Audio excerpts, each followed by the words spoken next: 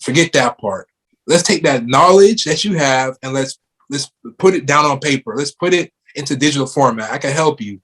But it's that excuses, you know what I'm saying? Like not feeling like you're qualified, or I don't know what it is. You know, it's what we tell ourselves in our mind, not feeling like you're qualified, not feeling like you're ready, or not making the time to do it.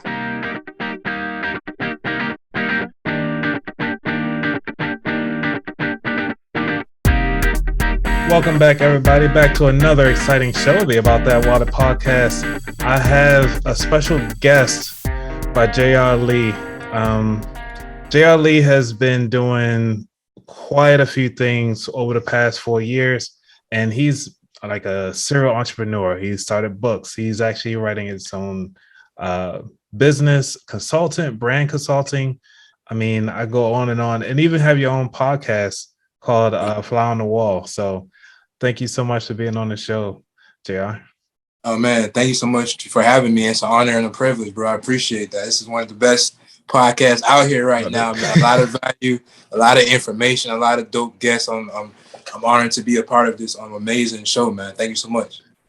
Yeah, no problem. Because one of the things that brought us together was because we were trying to get the same person on the show at different times, obviously. Absolutely. And I give her a shout out because I follow her all the time. It's a conundrum, or shout out to Conundrum. Absolutely. Yeah, she's a beast. And I was like so honored to actually see that she actually showed up on your show, because that's how we connected. Absolutely. And I can't believe it's been like a month ago. Oh man, yeah, it's been a few weeks. It's been a month. It's probably, man, time. I don't be paying attention to the time no more. It's definitely I just be going, bro. I try to, like, one of the strategies that I try to do is connect with as much people as I can, having them on my show, you know, quality as well as just consistency. You know, one of the things that keep me going is just being consistent, or I'll fall off. So I'll be forgetting when and who I spoke to at what time. Like I'll remember when I go down to like curate content. I'm like, oh dang, it's been so long since I spoke to that person. And yeah, man, but I think it's been about 3 weeks, I want to say, or it could be about a month.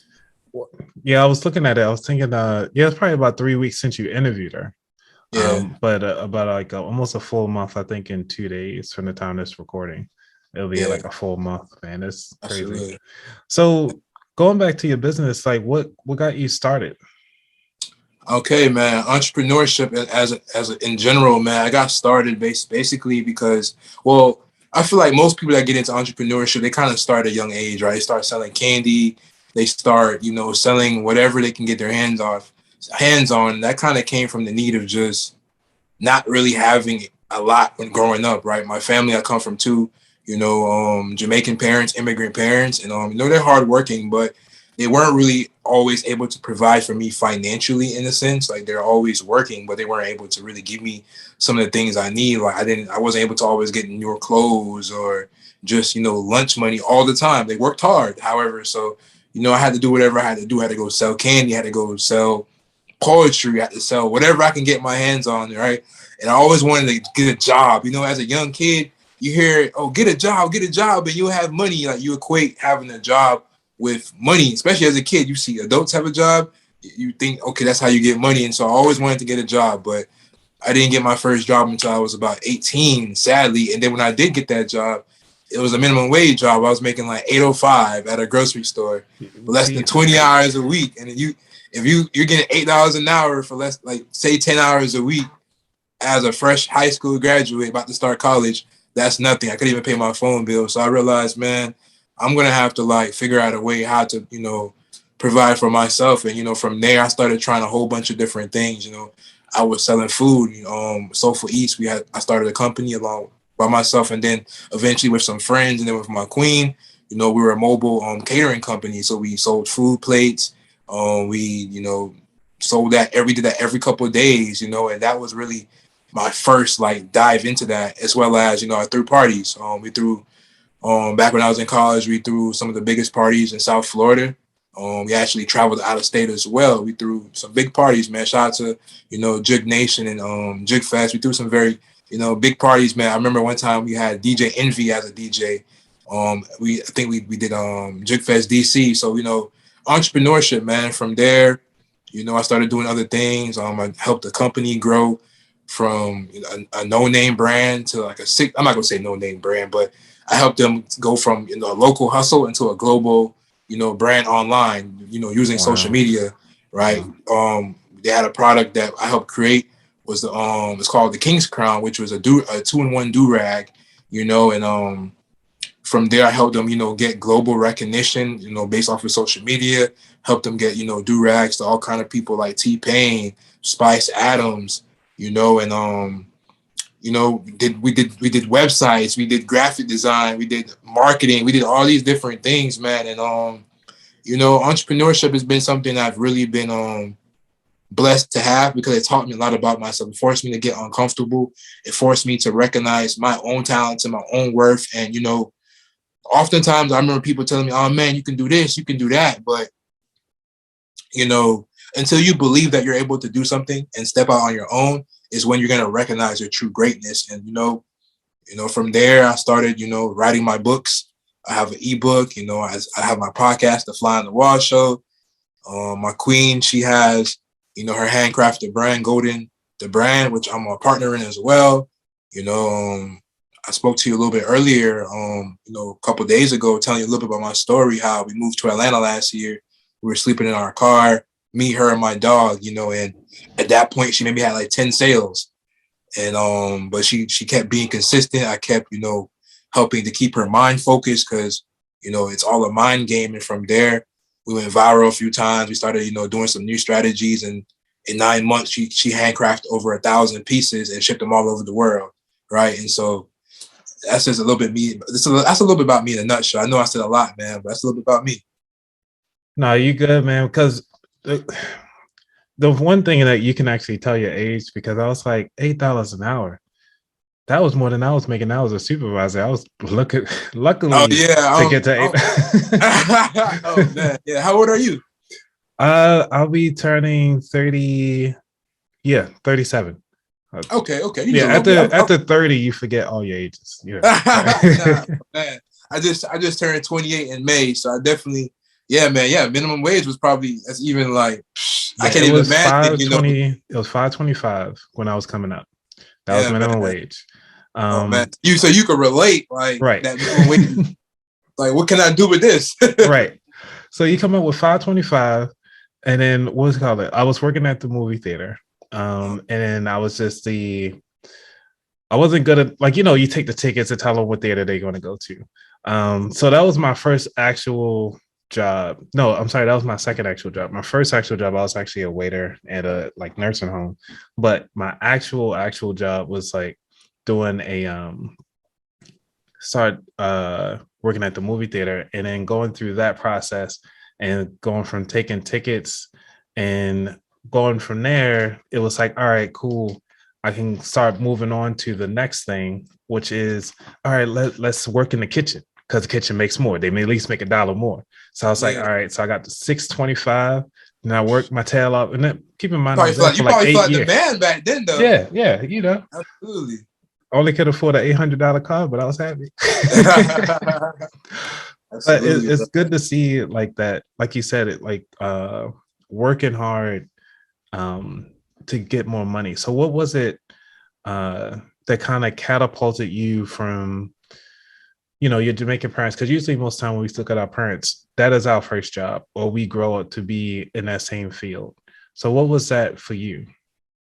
Man, so my parents, like, so my dad, he's an electrician. He's a preacher, and he's an electrician. So he gets paid being an electrician. That's his field. That's his field of interest.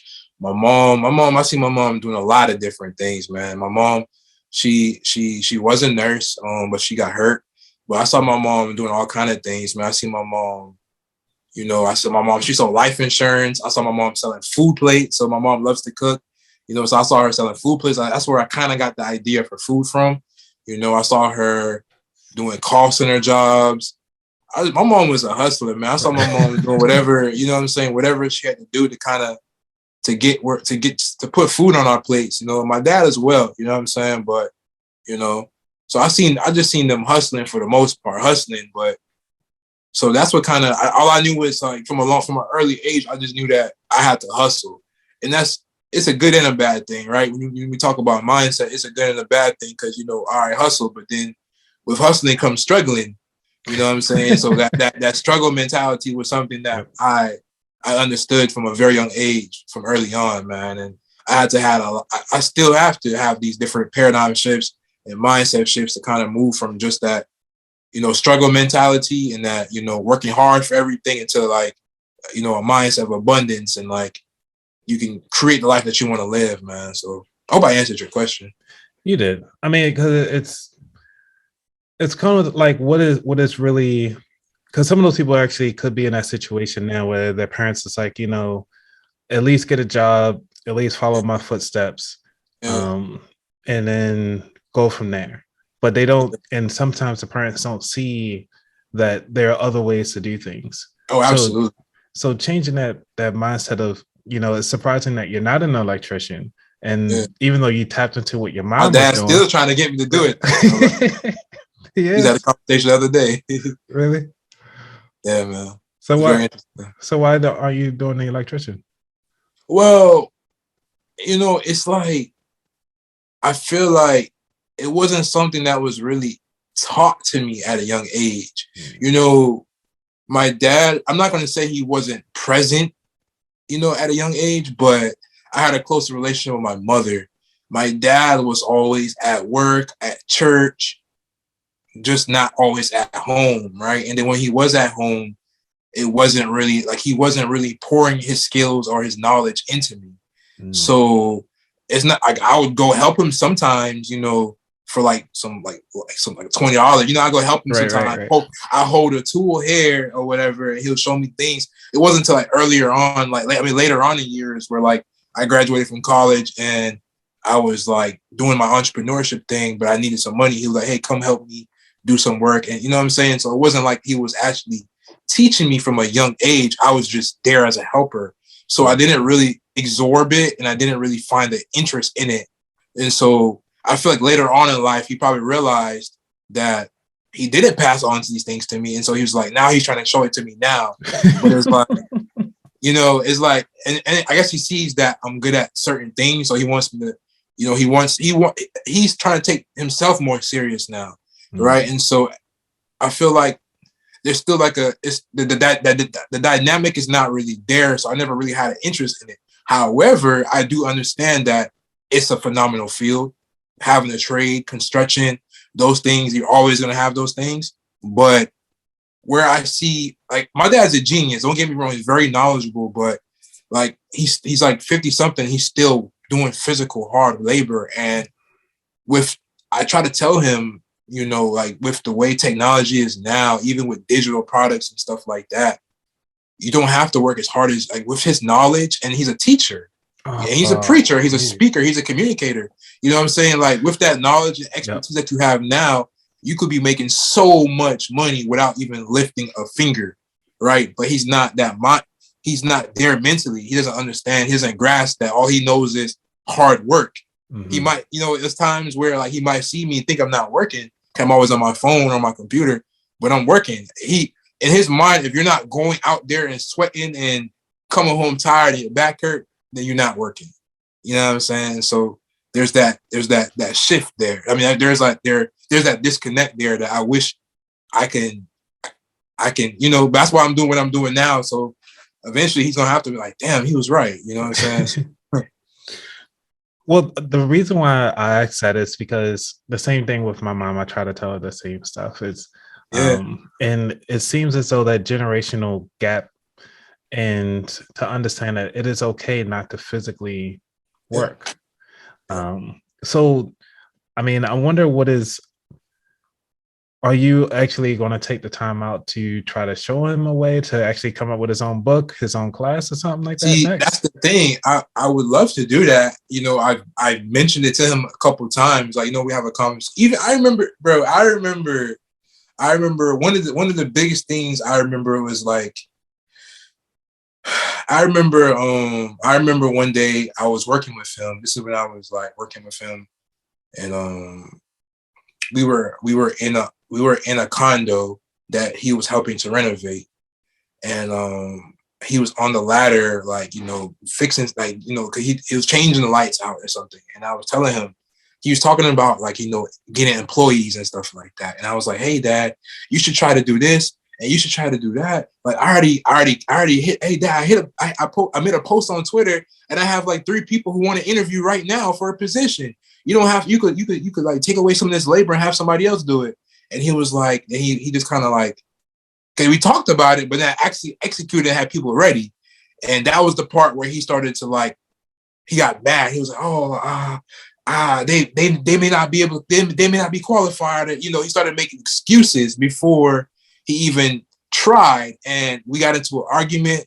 Well, we tried to get into an argument, but that was the day I kind of walked away. I was like, you know what? You're not ready for my help. I'm not going to argue with you. And even from there, we had conversations where it's like, okay, forget that part. Let's take that knowledge that you have and let's put it down on paper. Let's put it into digital format. I can help you. But it's that excuses, you know what I'm saying? Like, not feeling like you're qualified, or I don't know what it is. It's what we tell ourselves in our mind, not feeling like you're qualified, not feeling like you're ready, or not making the time to do it. Cause I said, yo, that I will help you. I have somebody, even if I'm not there, I have people that have a camera that could come help you. My little sister, shout out to her. She's there. She can help you. She's a graphic designer. She does all these different things creatively. She can help you, but it's the excuses that we make in our minds, especially. I feel like sometimes as parents, they want to be the ones that tell their children, like, this is what I'm going to do. They don't really, sometimes I feel like there's a disconnect and they don't want to be the ones that are being led in a sense. You know what I'm saying? So I don't know. I definitely tried. Well, it brings up a good topic, because I actually have the same thing with finances. It's like getting people to understand and believe in themselves, right? That they can actually make the money and do it on their own. So it goes back to ultimately your underlying scope of your business for Food for Thought. So can you kind of share a little bit that underlying mission for your business? Absolutely. So with Food for Thought Network, man, the goal is to build a whole network. It's going to be a media company. It's going to be a whole network of just, the goal is to inspire people to think and create using their gifts, their God-given gifts. We all have gifts that we were given. So just using that and promoting it, just promoting positivity. So with, one of the most powerful outlets out there is the media. Like, the media controls everything. They control the narrative. They control just how we're programmed. And, I feel like a lot of people are putting rubbish and garbage into their minds. And so with Food for Thought Network, I want to be able to just promote nothing but positivity and substance, nourishment to your mind, to your body, and your soul. So, we're going to be talking about everything, different industries, but just substance based. And it's just going to be positioning things in the best of light, shining light on powerful stories and, things, how you can become successful in a new age. However, taking from the old, shining light on the old, because everything is kind of recycled and nothing's new under the sun. Right. And so that's the basis of Food for Thought, but just showing people, like, through personal development, through mindset, and through entertainment, how you can become successful and, how you can become a new you based off of just the past, in a sense. Yeah. Cause I was listening to your story and thinking of that exact piece about it. Cause I was going through your website and actually diving into your content. No problem. It's just that, like how you really want to make people the best version of themselves. And it could almost seem like, it's almost like a call out to Dad at this point. It's like, look, Dad, look, I'm doing all of this here. And this kind of pushed me to, like, if I can't reach Dad, I'm going to reach everybody else that I know that is willing to listen. And so now, Dad, do you actually see what I'm putting together right now? Do you actually see it now? And it's almost, that's what I'm getting from it. I'm not sure if that's the way how you perceived it. No, that's deep, bro. That's really deep, bro. It's powerful. That's deep, bro. That's deep. It's powerful that you say that, because, I have these conversations with my girlfriend all the time about why I do what I do. And it all stems back down to, like, my family, childhood trauma, feeling like my parents don't listen to me or my family doesn't listen to me. And so I try so hard to prove like, yo, look at what I'm doing. Like, listen to me, look at me. And so it's just like, but I don't really say that out loud to people, but that so for you to have that perspective and draw that in just based off of just a few minutes of what I just talked about, and then just kind of looking at what I'm doing, that's powerful. And I think you're spot on, bro. That's crazy. That's powerful. Yep. Absolutely. Yeah. Thank you. Because I think that's kind of what I call like my little superpower is to kind of make those connections. Yeah. That was good, bro. Oh, that was good. Thanks. That was good. That was good. So, starting these businesses isn't easy. So what is the sacrifices that you've had in the past in creating these different businesses? Oh man. Everything, man. I sacrifice sleep, I sacrifice, just certain relationships. I sacrifice, old parts of me. I sacrifice myself in a sense. I had to like recreate myself, kill off certain parts of me, like certain, like pessimistic mindsets or point of views. Took a lot of financial risks and losses, a lot of them, you know what I'm saying? When you're an entrepreneur, like, especially starting from the bottom with no connections, limited resources. Like, I feel like, everything I started was from nothing, literally, it was like started off finessing in a sense, like, just like using just limited resources and just being creative. So I could say I sacrificed everything but my integrity. I feel like, man, like I should say, like it's like, definitely, like the biggest thing is probably just like old mindsets, and relationships that I used to have. And, yeah. Yeah, because a lot of people, I was just looking at a post recently and the doctor, like it was a picture or image that said, matter of fact, let me pull this up right quick because I thought it was actually pretty good. And it was talking about, I probably lost this person's thing, but it was actually saying like how the patient came in and said, "Hey doctor, I'm not feeling well. I don't know what I should do." And the doctor pretty much gave her the blueprint, was like, well, first off, you need to exercise 3 times a week. You need to eat less carbohydrates. You need to throw away your TV and start, reading more books and so forth. And get more sleep. You'll actually feel better. And it's like you can give somebody the blueprint, but are they really willing to make those sacrifices in their life to make that change? Yeah. And I was like, dude, you're speaking on everything that I was just looking at today. Like, it's great. No, that's a powerful thing. I interviewed this guy a few months ago. His name is Rich Fresh. He's a designer out there in LA. He has like a very, very luxurious clothing line called Rich Fresh. Beautiful pieces. He sells like these beautiful tracksuits for like $1,500 a piece, just the top. So it's like $3,000 tracksuits, and and just like the detail on it is amazing, right? And he has celebrity clients and stuff like that, and making millions of dollars a year now. But a few years ago, he was homeless, right? He was homeless, man. He was sleeping in a shelter. He said he was sleeping on a shelter with people like, like crapping on themselves and drug addicts and all these different things. And even at a point where he was still running his business, he was sleeping in the shelter. And he was like sleeping in like not his office, but like his storage, for like where the equipment, the warehouse or something like that. And he was sacrificing everything for his dream. And I asked him about sacrifice. He said, I sacrificed everything, like everything, you know what I'm saying? Everything. Yeah. And he was like, if you want to get something that you never had before, you have to be willing to give up something. You know what I'm saying? And we're not talking about no Illuminati stuff. You know what I'm saying? We're just talking about like, because people here, it's like, oh, you know what I'm saying? But no, it's like if like he made some beautiful like, comparisons. Like, if you want to become muscular and in better shape, you have to sacrifice, eating certain things.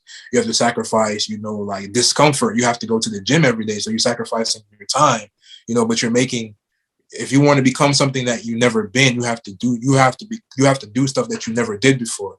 And that takes sacrifice, bro. So, but people want to win without, I don't know how people want to win or, to obtain goals that they're not willing to sacrifice things. Like you really have to sacrifice yourself, because you want to become something that you weren't before. Like you have to give up things that you were doing that are not, taking you to that point of place that you want to be at. You know what I'm saying? And so I learned that after a lot of failure, and a lot of losses, that listen, Javier, like you're gonna have to make sacrifices. Those friends that you were hanging out with that all they want to do is smoke and drink and party all day and gossip and talk about negative shit. But I'm sorry, I didn't mean to curse. Talk about negative things and stuff like that. But you're on this journey of being more positive and being more productive, and you're on this journey of enlightenment. You gotta sacrifice those relationships. You can't be around those things no more. You know what I'm saying? Like, and so that's one of the things that I had to learn throughout these last few years, that sacrifices are inevitable if you want to accomplish any big goal, small, it don't matter what goal. If you want to accomplish a goal, a sacrifice has to be made. You know what I'm saying? So that's what I learned about that. Yeah, because one of the things that sacrificing, and a lot of people don't see, especially as us as content creators, because I really want to start diving into your podcast, because that's kind of like the same realm I'm in. And you talked about you had it envisioned a podcast back in 2018, and you finally launched it in 2020. Yeah. Take us through that mindset of 2018 you to 2020 you to actually just start the whole show. Wow. Yeah, man. Thank you so much for that. Well, I think it was like in 2017 or so, like 2017, 2018, I was living in South Florida. I was living in Delray Beach, and one of my brothers from college, we in the same organizations. He was my roommate, and he was into like, YouTube, making YouTube videos and stuff like that. And so he would kind of like, I never really was into that yet. Like I never really thought that was me. I guess I was too scared to just be myself in a sense, right? And show other people like, hey, I'm funny. Hey, I'm creative. Like, and so he was doing all of these different things. But he wasn't really so confident himself, but he was just doing it. And so one of the things that he knew about me was that I pushed him. And so he included me on some of these things. And so he wanted to do a podcast, and he had me be his co-host. So we had this show going on, and we started like, doing these episodes like every week or every 2 weeks or whatever, whenever he wanted to do it. And I started liking it. I was like, yo, this podcast thing, I kind of like this. I kind of like talking to the camera. I kind of like, saying, because I would talk, and I just be talking. I don't be thinking I make sense. Then when I come back and listen, I'm like, oh, this sounds good. I'm kind of eloquent with this. Like, oh man, I'll be talking myself out of things, but I'm really good at this. And I started really liking it. It was therapeutic. And so I'm like, man, I wanted to do it like every other day, but he didn't want to do it every other day. He wasn't consistent. One of his issues was that he wasn't consistent. When I like something, I'm consistent. It don't matter what it is. I'm consistent. When I really, really see something like going somewhere, I'm consistent. And so out of the blue, he just stopped. He didn't want to do it no more. And so I was like, what the hell, nigga? I like this. Like, come on, bro. Like, why are you taking this away from me? But it wasn't really mine. It was his. It was his idea. And I remember we were like shopping names for the show. And that was like 2017, 2018. And one of the names that I said was like, I came up with A Fly on the Wall. And he was like, no, I don't really like that name. And I was like, you don't like that name? I started explaining why it was so fire. He was like, nah, I don't really like that name. And I was like, man, that's fire, bro. And so after we, and people was asking me like, hey man, can I be on the podcast? I'm like, man, you gotta ask him. Like, everybody wanted us to interview them. I was like, they came to me though, because like, I don't know, I'm the type of person, I'm a promoter. I put that stuff out there. I'm gonna hype it up, So that's what I did. And I think he liked that because I was bringing attention to the show. And so people was like, hey man, when's the next show? When's the next episode? I was like, I don't know, you gotta ask him. And I started asking myself, like, why am I like this? Why am I giving this person so much power?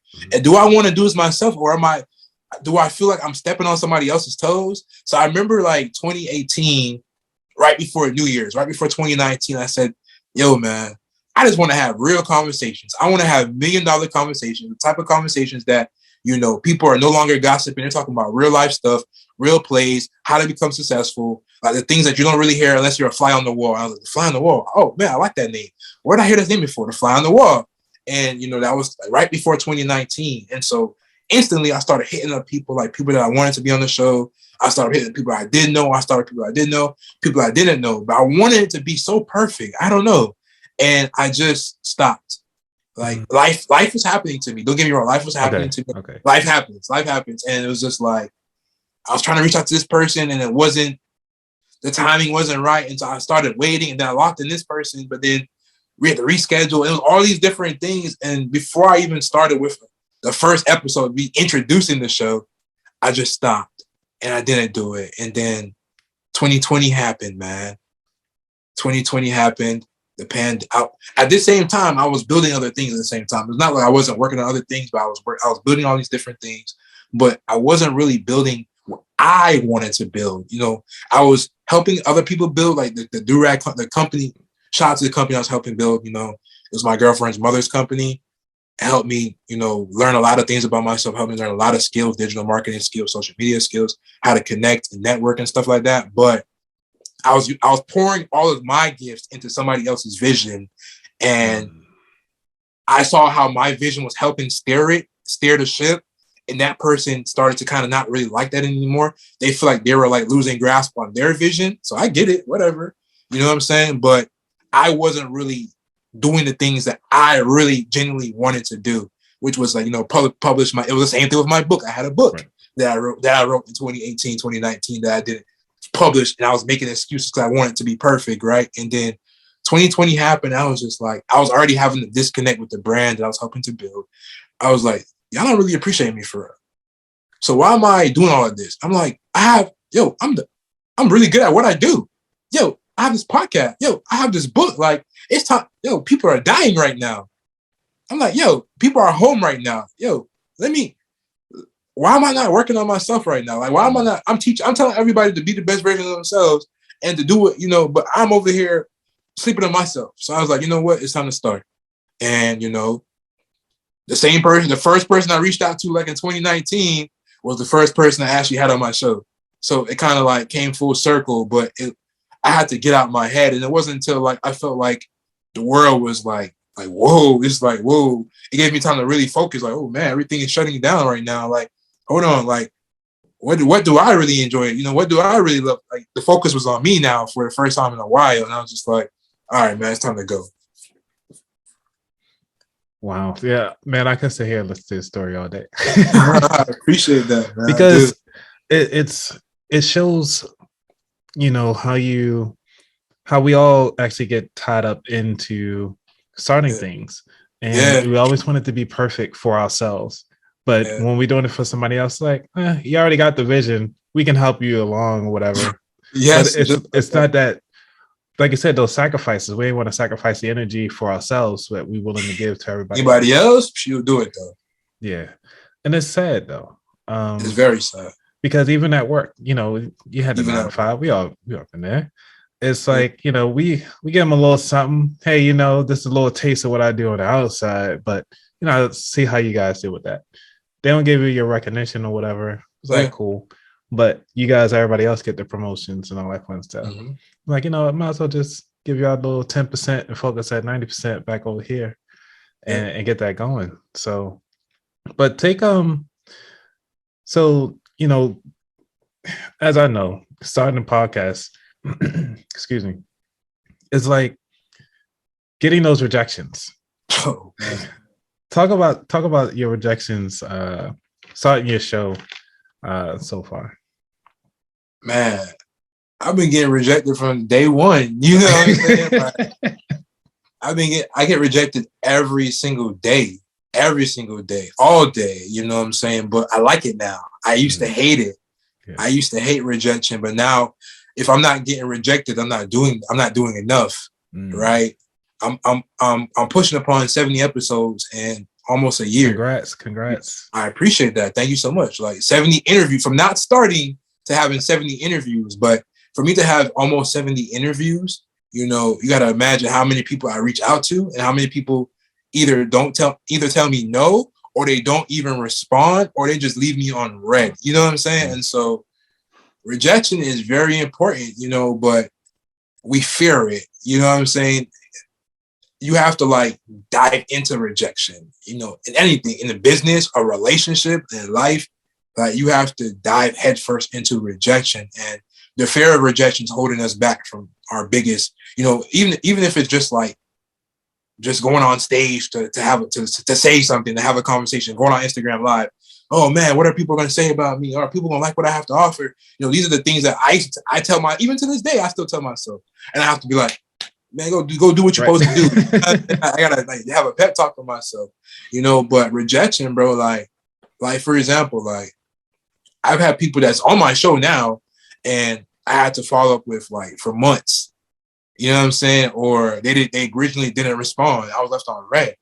Or, you know, like, oh, let's do this. And I had to reschedule. It's so much of that, bro. And, you know, at times, you know, ego plays a big part of it. Like on my part and their part, you know, and then you never know what somebody else is going through. You don't know, like, if it was the wrong time, if they're busy, if they really want to do it, but things come up, you know, their schedule. It's so many different things, bro. But, you know, your mind will start telling you all kind of things, right? You used to mind like, they don't want to talk to you, or you're not good enough, or you're so too small, or, you know, your mind starts telling you all these different things, or you don't want, you're not talking about what they want to talk about, or, you know, it's like your mind tells you all these different things where it's just like, it don't even matter what it is. You know what I'm saying? Like I have people to this day, I got a thread either on DM or email, and it's me just following up every day, and they ain't respond yet. I'm like, all right, I'm still gonna follow up. And there's people that's there. It's people that message, and I'm like, then I forget about it. Then I come back and about the message them again. I'm like, oh damn, I already messaged you. You just ain't respond yet. Okay, cool. Right.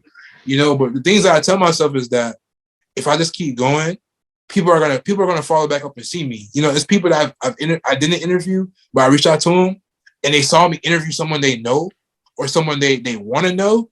They probably like, damn, how you got this person? And then all of a sudden now they want me to interview them now, or they want to have a conversation with me. And so that's ego, right? But it's just like in my mind that I know that if I just keep going and I keep doing what I'm good at, if I keep just showing up for myself, I'm gonna get to a certain point where people are gonna regret, you know what I'm saying, that they didn't respond to my message, or that they overlooked me. That's my energy, right? And that's what I recommend for anybody, to be so focused on what you're doing and your goal and your vision that people regret overlooking you. They're gonna come back and be like, damn, because yesterday's price is not today's price. Right?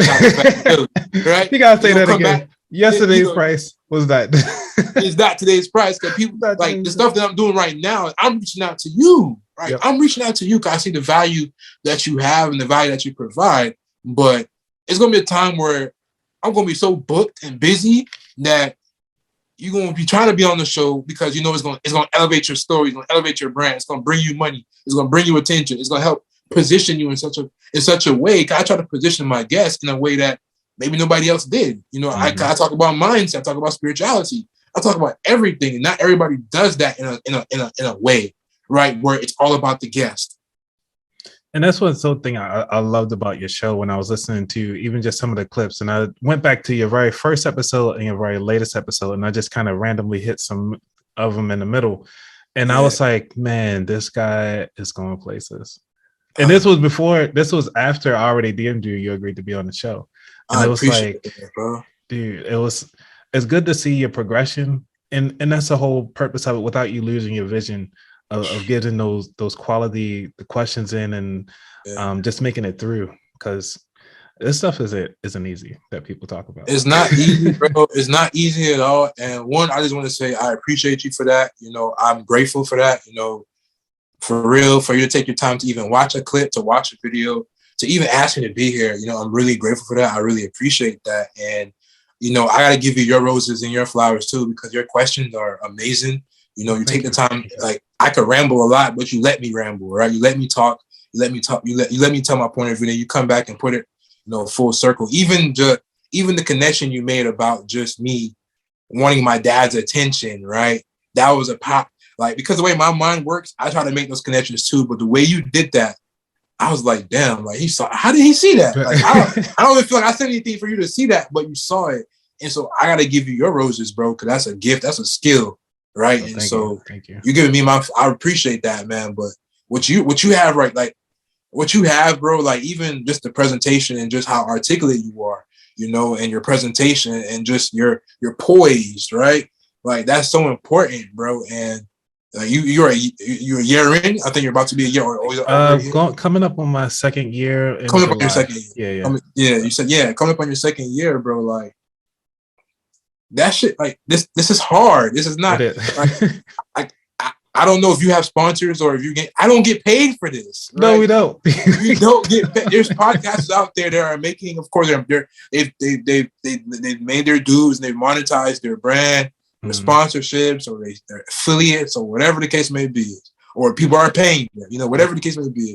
But this is for free. Yeah. This is value that we're providing to the world for free. This is we talk about sacrifices. This is sacrificing our time. Yep. This is sacrificing energy. This is sacrificing money because you have to pay for equipment. You got to pay for subscriptions. You got to pay for information, whatever it is. You know what I'm saying? So the books you see behind me, yeah. The books behind, you know what I'm saying? Supporting other people, you know what I'm saying? Like you may buy stuff from your guests, whatever the case may be, and so a lot of people don't really, like you talked about, people may not see the things that go on behind the scenes. Like these are so important. Like this, I haven't really made any money from podcasting yet. Maybe some relationships that came from podcasting, but not podcasting in a sense, but I know what I'm building. You know what I'm saying? And oftentimes, as individuals, especially Black people, I feel like if it doesn't make $1 right away, we quit on it. And it's just like, you don't know what you're giving up because you put a dollar amount to it. You know what I'm saying? So I just want to give you your roses, man, because you're doing amazing, bro. Like the line of questions that you asked me, even allow me to just speak and ramble. You know what I'm saying? Not everybody does that. You actually listen. And I think that's one of the most important skills of an interviewer is to actually be able to listen and take that and ask an even better question. So thank you. Oh yeah, no problem. And thank you again for that, because one of the things that I like about you is the consistency piece, because you mentioned that. And one of the things I call myself, and I always laugh with my wife, I'm like, I'm consistently not consistent. That's how I am. But and also with putting out this content, because I have been asking, and maybe you come across this yet, because for me, I have thought about actually just hanging up the rag and just saying, you know what, I put a lot into this podcast, but I'm running out of content. But because it's almost like some of the things that come through is that the content itself is the same. And like you said before, everything under the sun isn't new. And so what's bringing me to the question is, how do you keep going? How do you not, lose sight of what you want, but also being consistent for your audience? Yeah, man. That's a great question. Man. I ask myself this all the time, and me and my, shout out to the queens in our lives, right? I have this conversation with my girlfriend all the time because we butt heads because it's times where she doesn't want to be consistent, and she be like, "I'm not you." I'm like, "You don't have to be me, but you have to show up for yourself." Yeah. We can show up for our audience, we can show up for our clients, we can show up for our customers, all we want. But until we show up for ourselves and know why we're doing something, everything else doesn't even matter, man. And so, it's been rough, man. Like even like when I said I started my podcast in 2020, going into it, like episode 1 was like in June or July. Episode 2 wasn't until October, right? That expands it. Okay, because I was like, you started at the same time actually. Because I started, my very first episode was last June. Yeah, last June or whatever. Shout out to my guy, Lucian Christian. He's a writer on the Oprah Winfrey Network. Wow. David Makes a Man, really good show. One of my brothers that we used to throw parties in college, right? And so start off with people that start off with something Yep. And so, but like my next episode wasn't until October with the second person I actually try to get. So I owed it to myself to get the people that I wanted to get, but it took a while. And I think that's what I sometimes you have this laser focus of how you want something to happen. If it doesn't happen the way you want it to happen, you just say, forget it. Yep. But, but yeah, man, but episode 2 wasn't until October. And at that point I was displaced. We just moved to Atlanta. I was displaced. We were sleeping in our cars. In my car, we were sleeping in hotels, Airbnbs, all these different things, all these different situations that would have made anybody quit. Like podcast, this ain't making me no money. What I'm doing this for, right? But it was that vision that I had, like, yo, like, and then just my why. My why is to just, I want to be the best version of me. I want to know what that looks like. I want to know what that feels like, and the only way to get to that point is to keep going, right? No matter what the circumstance is. And as long as you keep going, you will reach that point. But if you don't keep going, you will never know what that looks like. And so that's one of the things I keep telling myself, that if I stop now, everything that I sacrificed, everything that I've done, no matter what I've accomplished, no matter what I want, it will be in vain if I stop right now. And so that's one of the things that I tell myself, like, yo, bro, you sacrifice all that sleep, those overdraft fees, the closed accounts, and selling hundreds of food plates and selling thousands of do-rags and making hundreds of websites, and you stop all that because of what? Because you moved to Atlanta, he was homeless. Like you money is a tool, money is energy. Clearly you know how to create money. Clearly you know how to do that. So money is not the problem. The problem is you. And so, just accountability, right? And just stop excuses. These are the things that stop us from becoming our best selves. Like, we want to blame everybody else but ourselves. Like, why was I homeless for a little bit? Because becoming an entrepreneur, and because growing up in a family that did not know anything about credit, I made bad credit decisions. I made bad mistakes. And so even if I had the money to get an apartment, when I could have got an apartment, my credit was shit. And so nobody wanted to put me into their unit, apply, and especially the places that I wanted to apply at, they was not accepting me, right? And so it's just like, okay, so I had to chill a little bit, and because I had to chill a little bit, I was in my car for a couple months, you know what I'm saying, or in a hotel for a couple of months. And financial literacy is so important. That's why I'm trying to feed my mind now. I'm trying to fix my credit now. I'm going to fix my credit now. There we go. I'm learning about language. I got you. Yeah, you know what I'm saying? Language is so important. And I'm learning the importance of financial literacy. I'm learning about crypto and stocks and NFTs. I'm taking those steps to learn these different things, because the only reason why this is me learning to be accountable, right? And stop making excuses. The only reason why I experienced those things was because of credit and poor decisions that you made early on in your life. So, you have to be accountable, bro. Like, that's the things I've been learning to myself. And you have to have these tough conversations with yourself, because we always want to blame somebody. But until we're able to be accountable and really understand why you're doing what you're doing, or why certain experiences happen to you, is how you're going to be able to keep propelling yourself further, right? But if you don't have those hard conversations with yourself, with your spouse, or whoever it is, you know what I'm saying, your relationships, you're just going to stay in that position where I'm just going to quit. Forget it. You know what I'm saying? So those hard conversations and just understanding my why is what kept me going. There you go. Man, because I like to play. If anybody listening to this, and I know I'm going to listen to this again, just rewind back the whole 5 minutes and just listen to this part again, because you have to stop making up those excuses. And coming back to those excuses, I mean, I know this show might be a little longer. Is that okay with you? That's fine, man. I appreciate it, bro. Like, that's kind of why I wanted to do a little earlier, because if I got it to later, I get big, like, because I help my girlfriend with her brand too. So it's like, she was like, because we share like a space where she creates at. And so like, I'm like, dang, I don't want to wait too late, and then, it cuts off. I didn't want to have to reschedule, you know what I'm saying? So I'm like, and I wanted to give you my undivided attention. So I'm like, if we could do it earlier, it'll be better, man. So thank you again. Oh, thank you. Because I was getting into the next thing that I want to talk about is the strategies in being not your typical front-facing, camera ready, person. I guess you could say, just to make it easy, just say like being a Black person in this space, in the media space. Yeah. And far as making those excuses and learning your knowledge and actually saying, hey, I actually can do this. Have you come across any person that you've helped out in the past just trying to use, hey, well, I wasn't brought up this way. We don't do things like this around here, or we never did this when I was growing up. How did you actually help those people?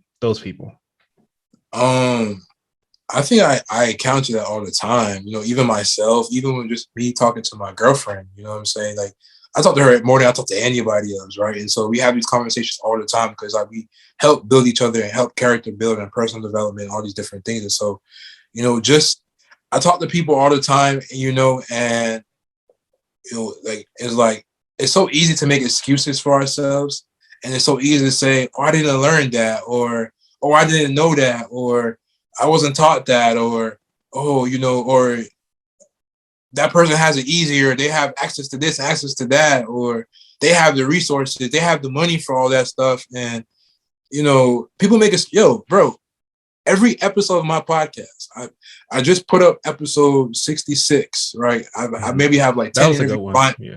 Thank you so much. I have like maybe 10 interviews lined up still. Like, and with the exception to 2 of them, like, or yeah, exception to like 3 of them, every single one of them have been done on my iPhone device. Wow. iPhone device, right? And so that's either Instagram Live or Zoom or whatever, you know, but it's been recorded on my phone or maybe my Mac or whatever the case may be. Not my Mac, my HP. My Mac is old and it's about to fall apart. You know what I'm saying? But whatever, you know what I'm saying? But people make excuses all the time. Like, I don't have this. I don't have access to the best equipment, or I don't have access to that info. Yo, YouTube and Google exist, right? Everything that I've learned has either come from Google, YouTube, or a course or ebook that I've taken, you know, from somebody else, right? Or maybe a consultation, whatever the case may be is, but the information is there, right? I get on my girlfriend all the time because she said, "Oh, I don't know how to do this," and like I go Google it or YouTube it, and I'll be like, "Here, the answer's right here. Did you really look?" And she'll be like, "I did." I'm like, "No, you didn't. No, you didn't. Because if you looked, you would have found this. I found this in less than a minute. Like, you could have found this if you looked." And so I tell people, if you look, if you seek, you will find. Mm-hmm. You know what I'm saying? If you look for something, you will find it. Mm-hmm.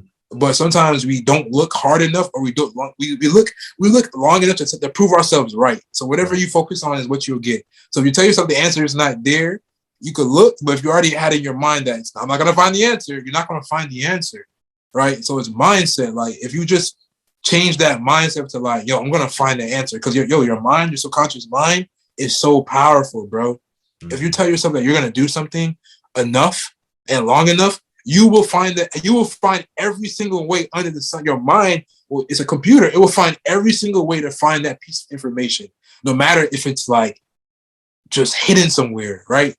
Like, yo, like, it's so crazy how your mind, like,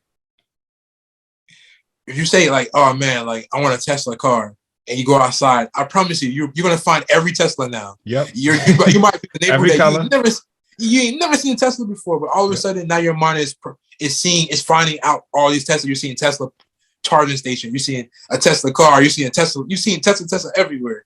Mm-hmm. Shout out to Tesla. The stock keep going up. Right. But you know what I'm saying?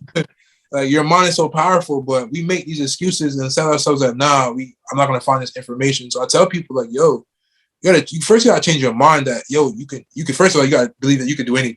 Mm-hmm. Right? You can do whatever it is that you want to do. And it don't matter what you look like right now, just start.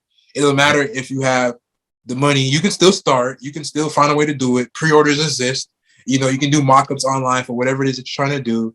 Like, you know, like you could do, you really, with the way the world is now, bro, it's giving everybody, like, it's making everybody that makes excuses, like, you look silly, bro. Like, you're just making excuses at this point. Like, you know what I'm saying? It may not be easy. Nothing is easy, but starting is not as hard as it was maybe like 20 years ago, 10 years ago. Yeah.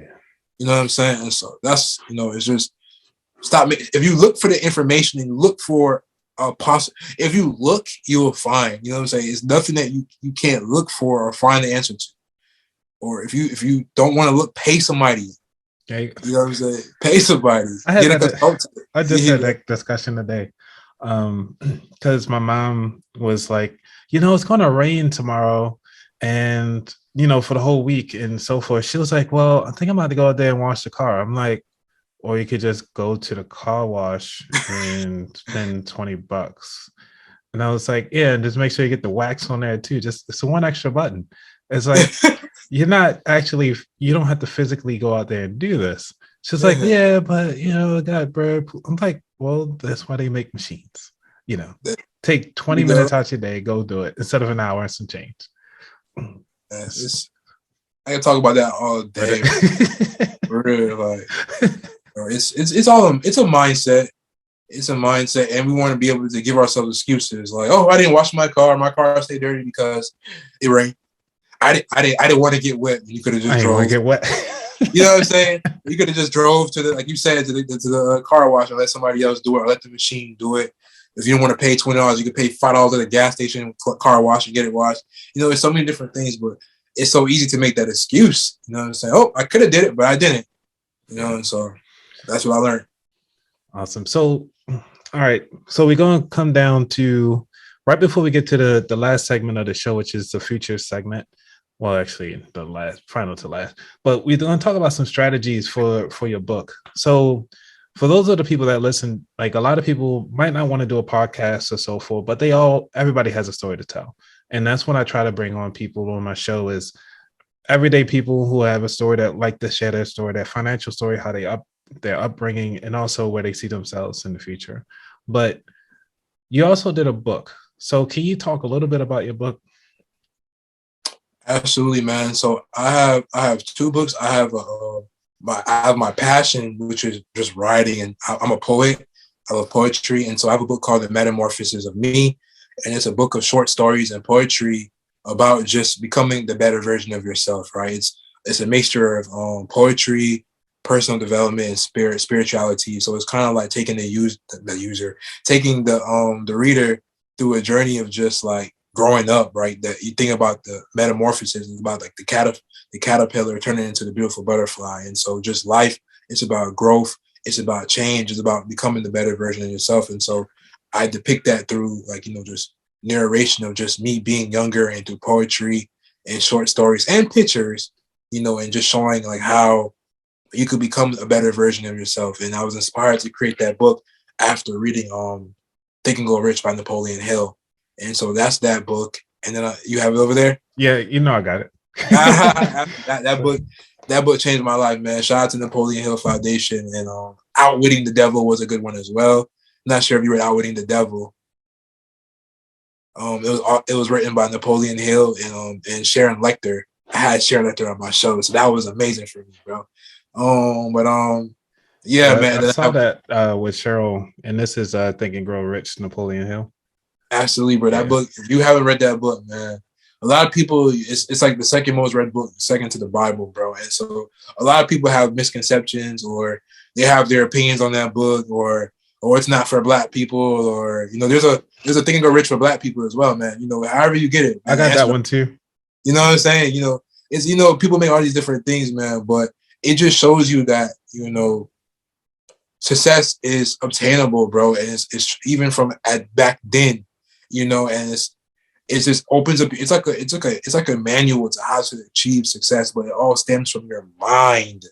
It all stems from your mind. If you don't think that you can become rich or apply yourself to becoming or success, whatever rich means to you, could be just abundance in life, happiness, whatever. But if you don't think that you can do something, that's the problem there. You don't think. Yep. Yeah. Black choice, absolutely, man. And so that's that book, man. And then me and my girlfriend, my partner in life, we co-wrote a book called The Secret Sauce, how to become profitable in less than 90 days. We started that ebook, which is pretty much, it's a book that I believe is like 30 pages or 40. I'm lying. It's like 70 pages or whatever the case may be is, but it's pretty much kind of like depicting how we started these different things, even including my podcast, whatever the case may be is. And we started with no money. Like we started her mom's company. Like it was already a company, but it wasn't profitable.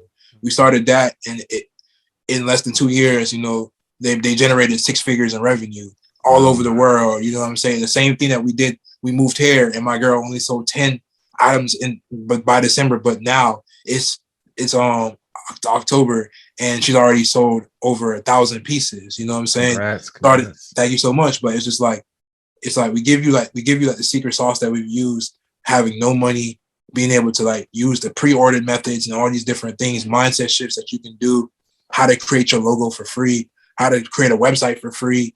You know what I'm saying? Unless you want to, because if you want to get a little fancy, hire someone or learn how to do it yourself. But we teach you how to do these different things. We put that information in the book, give you that secret sauce, and we have that book on my website. But so yeah, those are the 2 books that I wrote. Awesome. So for somebody that's trying to get into that space, to actually write their first book, what are your suggestions for them to do? Absolutely. So my suggestions is to like kind of just, get out your phone, or I like my phone, or get out a pen and pad, notebook, paper, or whatever, and kind of write about like, who are you as a person? Like, what is the message that you're trying to get across? Who are you talking to? Like, you have to know who you're talking. Like, who is this book for? Right? Who is this book for? Why do they want to read this book? Why do you even want to read this? Write this book. What is the message that you're trying to get across? Okay, cool. Now think about the format that you want to kind of deliver that, right? Or not even before you even get to that point, outline what it is that you want to talk about, right? How many chapters do you want to have? How long do you want each chapter? How many pages? Give yourself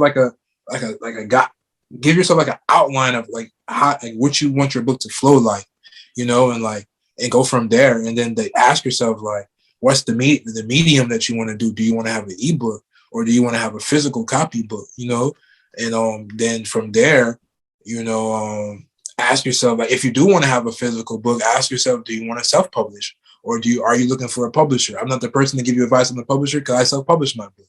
Then look at the different mediums of how you can be self-published.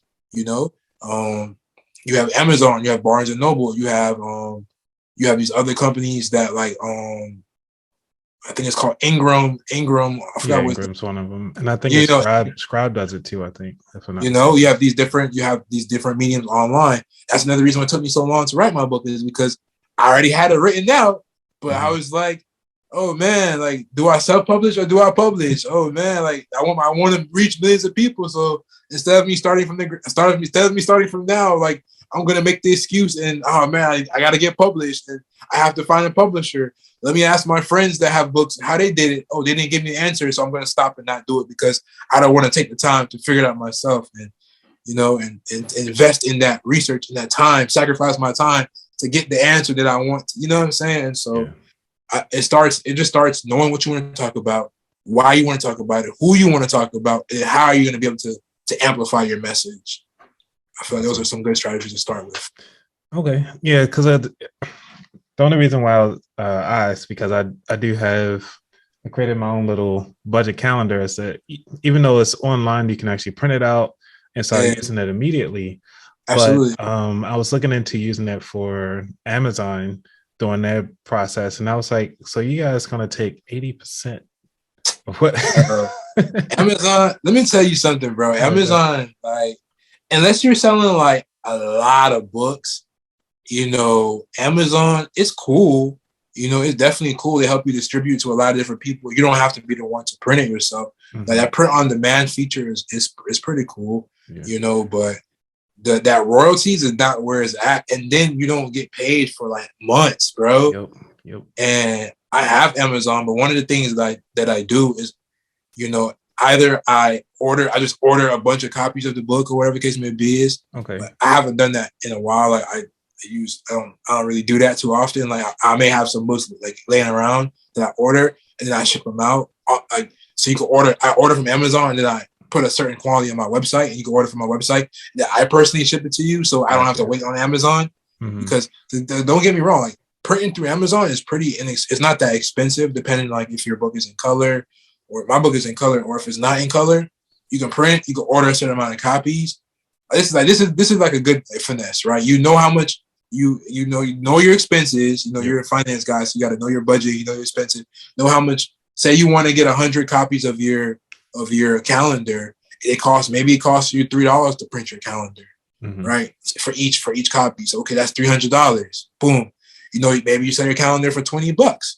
You put it on your website for $20. You order your how much ever copies that you want to sell and put it on your website, and then now you already have your copies. Now all you gotta do is just distribute it yourself. All Amazon really is doing for you is printing and distributing for you. So if you don't mind doing the work of distributing it, you can cut them all out. You just order how much you need and just boom, they become the now they're just a printing company for you, right? Ew, I didn't know you can actually cut them out from the whole process. Yeah, you can just cool. you can just order your author copies of whatever it is that you're printing and have them on hand. Or if you know the turnaround time between your consumer and if you know the difference in the time of if somebody orders a calendar on my book today, if I order from Amazon today, Amazon it might take me because sometimes for example, sometimes what I do is I don't have any copies of my book on hand right now. So if I get a book order from my website, I know that they ordered on my book. I can order an author copy for my book, and instead of sending it to me, I can have Amazon send it to them. Smart. Okay, I got you. Right, and so it's just like boom. Now they get the book directly from Amazon, and I don't have to wait for that delay of Amazon paying me out and taking that their cut for distributing it. Right. Now all I gotta do is just pay the person already paid for their shipping. I just pay the printing costs and the shipping costs they already paid for and send it directly to them. And I just made my profit without having to wait for Amazon to pay me out. That is a smart move. Okay. So you might have to see my calendar out a little bit more because mine is just a flex empty calendar, so you can make it for whatever year you want. And then just fill it in. It's a basic budget calendar though. So is it black and white or is it color? It is completely black and white because I didn't want the colors to distract anybody. Just absolutely, man. And so Amazon, Amazon may be a good fit for you, especially if you want that print on demand feature where you don't have to go to the print, go to the printing company. They might have other solutions that you could do as well. I'm a little familiar with Amazon KDP, but it might be a solution for you, bro. And you could flex like that for a little bit until you have everything that you need, however you want to do it yourself. All right, yeah, I'm gonna have to check it out a little bit. I dived into it, got my own ISBN number and all that fun stuff. So I was like, let me just pay the $125, get my own barcode. So I just wanted to say that I got my own. Absolutely, man, that's dope. So within your calendar, what's in the calendar? What is what's the purpose of it? So this is actually printed on my own paper. Of course. Right. So this is actually one of the earlier versions because I actually modified it a little bit more, but it actually talks about the purpose of a budget, and then also what it is, what is the importance of a budget for you and your family, and then each month, these are old, because actually each month I try to put in little words of affirmation in there, so you have something to kind of keep you going. It talks about the month, all your dates and everything like that, and then how your savings, and then actually at the very top early pages, it actually talks about the different months, how you accumulated, did you actually outperform yourself or meet your expectations and so forth. So then at the end, actually, because I found out how to do QR codes, obviously this is the older version, but I actually have a QR code so you can actually listen to the podcast if you actually want to go on and do it that's way. Good marketing. That's good marketing. Thanks. Yeah, so if you want to, I can show you. I did a small post on how to create QR codes using Apple Music. Oh, okay. Absolutely. I'll share that with you once we get off this. Absolutely. Yeah. Thank you. No problem. So what is the future for you and the company in the next 5 years? Where you see yourself? Oh man, the next 5 years. I definitely see myself being profitable. I definitely me as a person, I definitely know I'm going to be a millionaire. Okay. That's just if you want to put a monetary number on that, I'm definitely going to be, a millionaire. I'm going to have, be able to have a team, employees. I'm able to help, them, change their family lives just by giving them a position and opportunity. Definitely hope to have my network, broadcasting. I hope my network is going to be broadcasting all over the world. Definitely going to have sponsorships and partnerships with, a lot of different outlets and stuff like that. Even more relationships. I'm going to be helping millions of people probably in 5 years, probably by then, but I'm going to be, billions of people, all over the world, just change their mindset, and just become the better version of themselves through content. Content is key. Content is king. The media, I want to be able to have positive programming, and so you got to start, I started with myself, man, and, changing my programming. And I hope to change the programming of millions of people out there, man. So definitely profitable, more influence, positive influence, and providing more opportunities to other people. That's really what it's about. Just you got to start with yourself, start with your community, and then you can change the world, man. So that's really my goals. Awesome. Yeah, and maybe more books. I want some more books, man.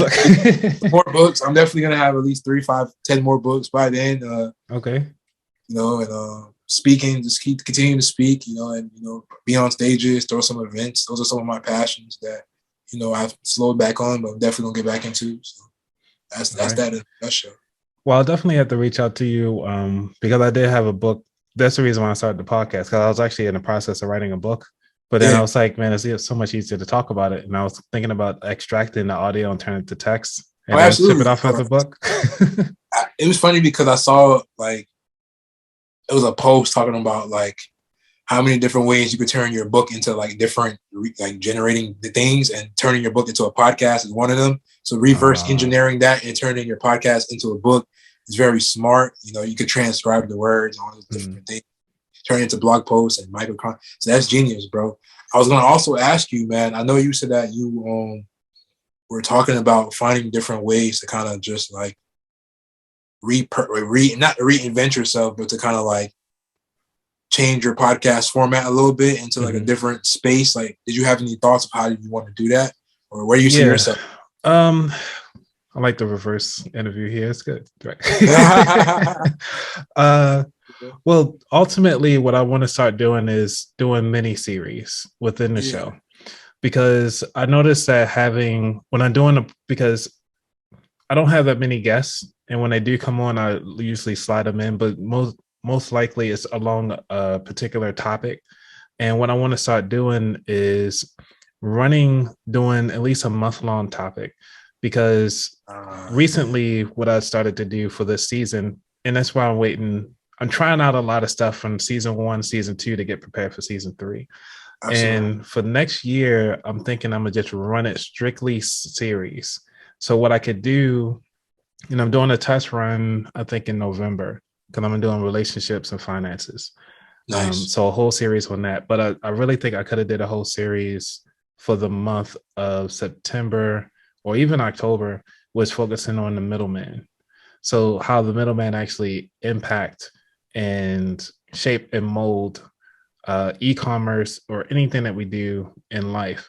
And so I think I did 3 episodes talking about middlemen. And then actually in this discussion that we talked about the middleman and how it can actually help us out doing those different from publishing, distributing, and everything like that. So we use an Amazon as a middleman. Hey, we don't feel like doing all the printing and everything like that. So it's one of those things that middlemen are overlooked, but they're necessary. And that's one of the things I was talking about from convenience. And how the middleman actually, I can't put it, it almost make or break your company. Absolutely. So, and that's one of the things that I want to start doing, is doing mini series like that. So I could take every episode and kind of do different examples.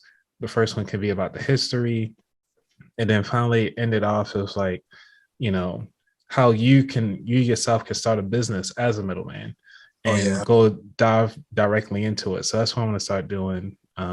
Definitely in season 3, you're going to see more of that. But for season 2, I'm doing a hybrid right now, just kind of trying out maybe a couple episodes, focusing on something, and then have my guests as normal, and just kind of no theme so far besides just each episode has its own little theme. But that's the thing I want to start doing, because it helps with the engagement of the show. It helps with the engagement of the audience to make sure they get the in-depth information. And I could say, hey, if you're actually looking for this particular information, check out this segment of the show, for these 4 episodes or whatever. And then I could put up different playlists in Spotify and also on YouTube, since they allow you to have those different playlists for people. Yeah. So that's why I see myself going.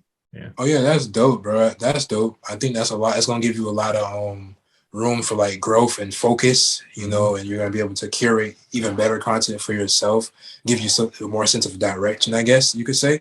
So that's really dope, bro. I could definitely, I see that, man. That's gonna be great. Your podcast is definitely gonna, what I'm Oh, saying? thank Like, you. bro, Thank like you. more people just have to see you. You know what I'm saying? Know who you are. Like you're really great at what you do. I like how your questioning is really dope. Just even the way you control the conversation, the flow of it is really good, man. Like I could talk all day, you know what I'm saying? So I appreciate that. No worries, because as us as content creators, we always asking the questions. So it's like, Yeah, yeah. it's different when you talk. Like I'm like, damn, I didn't know I want to talk this much. I mean, it's good content because you've already interviewed a lot of people, you've seen a lot, and you now have a chance to actually talk about the commonality amongst everybody. And I Yeah, think that was really good. thank you. Yeah, absolutely. I can't wait to see this. It's a lot of value in this, man. I can't wait. You Yeah. know, I'm gonna break up a lot of content from this, bro. So you can, Definitely. All right. So we're going to run down these last four questions for the final segment of the show. And then we can go out there and be wonderful, partners to our partners. Absolutely. All right. So, first question: what does wealth mean to you? Oh man, that's a good question, bro. What does wealth mean to me? Well, in my opinion, wealth, a lot of people when they hear wealth, they think of strictly monetary, but wealth means to me is just an abundance of something. And so it could be abundance of resources, whether it's financial, it could be money, it could be abundance of just, health, peace of mind, good fortune, love, just an abundance of something that you want to acquire. So for me, I want to be a very wealthy man. I want to have a lot of money. I want to have a lot of, love in my heart. I want to have a lot of peace of mind, a lot of healthy relationships. So just abundance of all of those good things that I want to acquire. That's what wealth means to me. Awesome. I think you already answered number two, but I'm gonna ask it again. What is your favorite financial book or non-financial book? Okay, cool. My favorite financial book I would have to say is would you consider Think and Rich a financial book? I guess think Yeah, yeah, well if not necessarily, but I definitely Rich Dad Poor Dad is okay. one of my favorite books. Shout out to Robert Kiyosaki and shout out to Sharon Lecter. Had Sharon on the show, so I gotta hype that up. You Yep. know what I'm saying? So shout out to Rich Dad Poor Dad. It was really that book changed my life in a sense. They have a game too, the what's it called?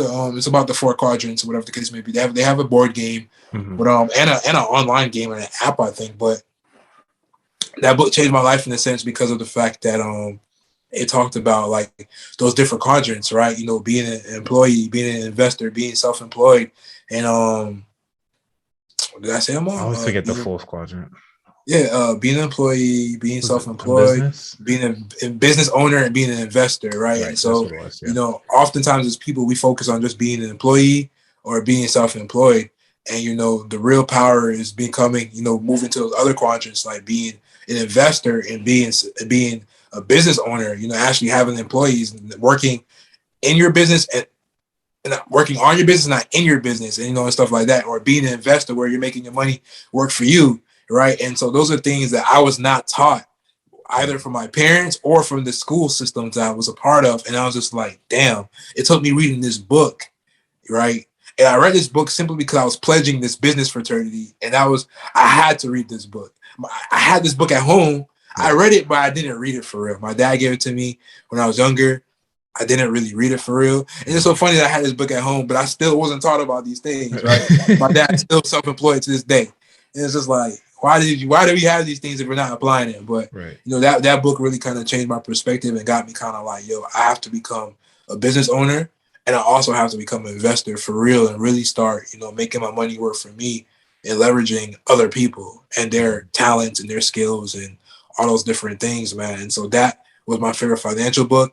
And then my favorite non-financial book would have to be Think and Grow Rich, and as well as I have a few: Think and Grow Rich, Outwitting the Devil, and The Four Agreements. I would say. Okay. You tell I like mindset and spirituality. Yeah. Yeah. Because Outwitting the Devil, I have seen that or heard it from other people, but I haven't read that book yet. It's a good book, bro. It's a little heavy sometimes, but like that book was written in the book was written in it took 70 years for that book to come to pass, right? It was written like I believe in like the 30s or something like that, and it wasn't published until like 20. I want to say like it's like recently, like 24, like 20. I forgot when it was. Like not like in the last 20 years or 10 years. It was, you know what I'm saying? Like 10 years. It took like 7 years to publish it because Napoleon's wife, the churches, everybody.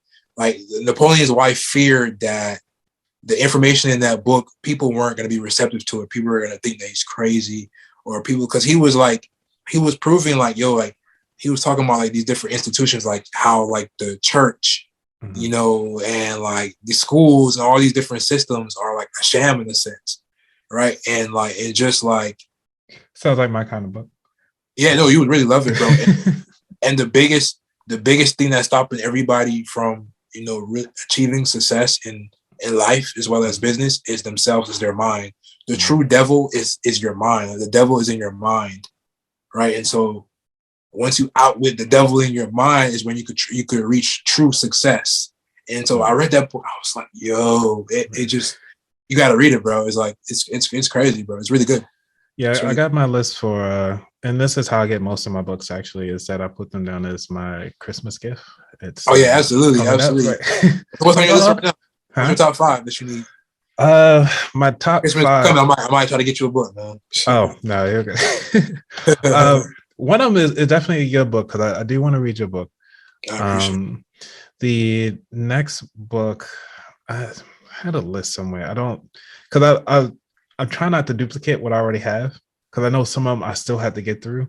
But definitely Outwitting the Devil and The Art of Not Giving Enough. I'm getting mixed confusions about that, but I do want to read it for myself to get my own take on it. Cool. And yeah, those were the top 3, I would say. I did come up with some more, because usually not too many people ask to get me gifts. So yeah, are you, when it comes to books, I know you probably read a lot of finance books. Is there like a preference of type of books that you like to read? Like, do you like mindset, spirituality, like, you know, like personal development? It's more of like a historical reference with a take on from a financial standpoint, because I try to look at things with a black light. So what they're not saying in the book. Perfect example is The Color of Law. I'm not sure if you ever read it. I haven't. I'm gonna have to check that out. Okay. The Color of Law. What's that about? This one is about redlining, really. About how a lot of the cities were redlining a lot of the low income, mainly Black people, inside the different cities. And because it was talking about DC, Baltimore, and it was like, oh, this is home. I know exactly what they were talking about in this book, and how to change the covenants. And he actually gives some good things to look into. And because I was working for the government, I was able to see exactly what they were talking about in this book that was happening in real life, still to today. And they were talking about how, like, when you buy your house, to actually look at the deed and actually look at the covenants that go along with the deed, because they might say, hey, based on living in this area, you cannot sell to these particular people. And because it has that in there, you have to go in and put an addendum to that to get it changed off of your deed. And I was like, wow. And because I was on the government side of the house and seeing the adjudications and how that all process works, when they do the background checks, they can pull the deeds and actually see if they have a covenant of that nature in there. And then we have to go back to that person and have to send it to like legal and have them deal with it before they actually can get hired in the government. Wow. Do you ever talk about some of those experiences and some of that knowledge on your podcast? Like, do you ever share? No, I haven't got there yet, because I was slowly trying to bring people up, you know, just from the mindset of finances and getting to those different areas. I have talked about a little bit of it with the real estate people that I've interviewed with. So they do talk about those in some of those interviews, and then also how to kind of change the mindset of real estate, and that it's not really a bad thing. So those one of the things that I really type of books that I try to enjoy. It's like a little bit of, all right, now we got a problem, how do we solve it? Versus, hey, here's a problem, you know, you go figure it out yourself at this point. So yeah. You should try to you should reach out to I'm not sure if you're familiar with Todd Capital. No, I'm not familiar. I'll send you his page. He's into real estate. He's into he's investing. He actually he has a best-selling he trades, like one of his focuses is like kind of like trading stock options and stuff like that in real estate. So he sold like 25,000, of like courses like in a year or something like that since the pandemic. So yeah, it's really crazy. But just based off of just like he's pro-black. He loves real estate, finances. Talking about that, he was an investment banker and stuff like that. I think you would like that. And your perspective, I feel like you'll probably be able to get some great point of views off of him. Based off of your line of questioning and your background. So I think you should reach out to him, bro. I think he would do your show. So definitely. Awesome. Yeah, I'll definitely reach out to him. Or if you can just reach out to him and we can just kind of. Yeah, I'll send you a page. I'll definitely let him know. So let me definitely try to, set that connector for you. Definitely, bro. Thank you. Sorry, it's just because of the book that you talked about. Yeah. I feel like that's a book that he read before. And just the line of questionings and your background, even learning that you kind of had like a government real estate kind of background in there. I think you would find value in conversing with him or something like that. So definitely. Yeah, I would definitely love to do that interview because I would say everybody should read the book. Actually, honestly, absolutely. Yeah, so must read. I'm sorry for no, you good. You good. Pulling you off topic. I know you were asking questions. You stopped at the favorite real estate book or non-real estate book, not real estate book, financial book. Sorry, I got it written down, so it's all right. Number 3, what did you learn from your favorite job? I ain't have no favorite job. Well, let's go with the worst one. What did you learn from it? Sheesh, man. I've had quite an amount of different jobs, man. But one of the jobs that really changed my life and showed me I gotta really make my own way was I remember. So my first job was that minimum 805 job working at I worked at a supermarket called Winn-Dixie. I'm not sure if you guys have a Winn-Dixie where you guys are. Not at all. Right. It's kind of like you probably don't have Publix either, Kroger's or something like that. Nope. All right. My next job. My second job was another store. I'm sure you know this store. It's Walmart. Right. I worked at Walmart. Yeah. So I worked at Walmart, and I wasn't making a lot dear either. I was like 20 cents more, like 25 cents. I just got a rate. I don't know. It was crazy. I wasn't getting no money, man. Working for these jobs, man. But I remember, I'm a type of person. I go above and beyond for the things that I'm a hard worker. I'm very passionate.